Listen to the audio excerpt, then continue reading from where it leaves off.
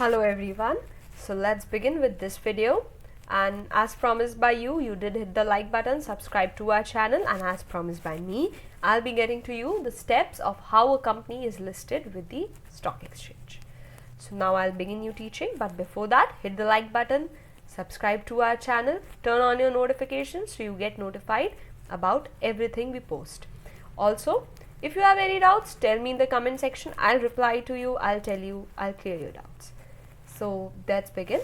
So how is our IPO listed? How is a company's IPO listed? Step 1. Hiring an investment bank or a merchant bank.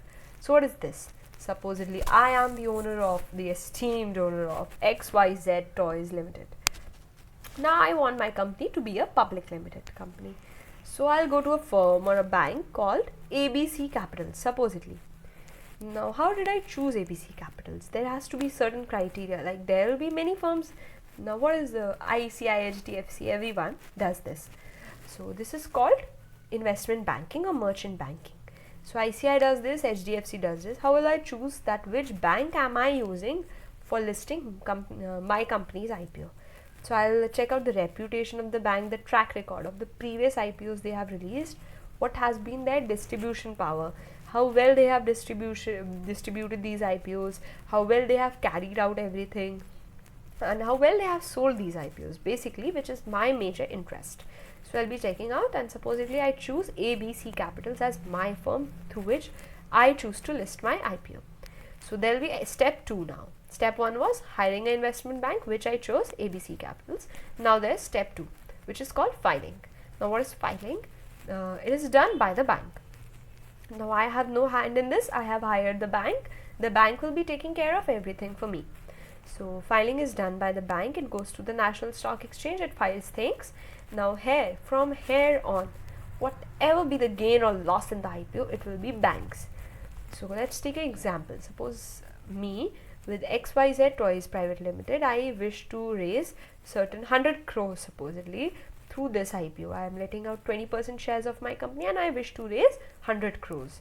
So now I'll have told these banks, ABC Capital, to do this for me.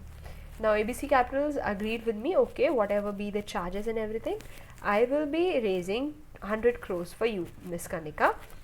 So now, if the ABC Capitals is able to release 100 crores, okay, it will give it to me. If it raises 110 crores, yes, it may raise, public may invest, the price may go up. So price decision is made on a different basis. I'll tell you very soon what is it. There are two kinds of price distribution. One is fixed price issue, other one is the book building issue, but we'll go through it later. So whatever be the price, supposedly the price is raised and it gains a lot, it gains 250 crores or something. Now whatever be the extra amount, I wanted 100 crores, I'll be given 100 crores, the rest will be with the bank. The bank will have a gain. But what if the bank really gets only 80 crores? So the bank will again give me 100 crores. Now what is this 100 crores process? The bank will be giving me whatever we have decided. It's not that what the bank gains. It might lose also at times. So the bank might lose, it might get only 80 crores, but it will give me 20 crores from its pocket then, and I'll be getting my 100 crores.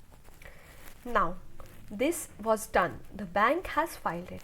What if I have a very big company? Like I was a huge, huge rich individual and I didn't need any initial investment. I had my friends as investors. So for a long time, I didn't need to release an IPO. So what now? How does my company do this? So supposedly I'll tell you about this. This is Patanjali. Patanjali hasn't listed any IPOs still. So it's a very huge company already. So it has its own investments. Baba Ramdev and his whatever company it is, he has enough savings, enough distributions or contributions by people already, different investors. So he doesn't need to list an IPO very soon, anytime. He hasn't listed it till now. It's still a private limited company. So what if one day Patanjali comes up and decides to release an IPO? So supposedly it goes to HDFC or my own company, ABC Capitals, and ABC says, no, I can't do this alone. This is a lot of work. I'll need support. So Patanjali says, okay, ABC, you may get support, but you will be this initial one. So it's called the manager, syndicate manager. Now ABC begins forming a syndicate. What is a syndicate? So when multiple banks or managers help in listing a a company's IPO, it is called a syndicate. So there's this lead manager, which will be my ABC Capitals, but there will be other banks, other syndicates, ICICI, HDFC, but main handling will be done by lead manager ABC Capitals. Rest of them will be helping him. So now documents are designed. What are the documents? It's about the future plans of the company and about the past records of the company. So whenever you are buying an IPO, you must check, and you will check past records of the company. So like if you see the company has been growing in a very steady way, and it's a speedy growth, so you would like to keep it that way. You would like to invest in its IPO. So there are documents prepared about the past growth, about the future plans, about the future investments. This is done to attract the investors. Of course, when investors know the details, they'll get attracted, they'll invest more in the company. So now the company is listed with the National Stock Exchange or Bombay Stock Exchange. Finally, it's listed. So now comes the major stage 3, which is about pricing. So companies are evaluated.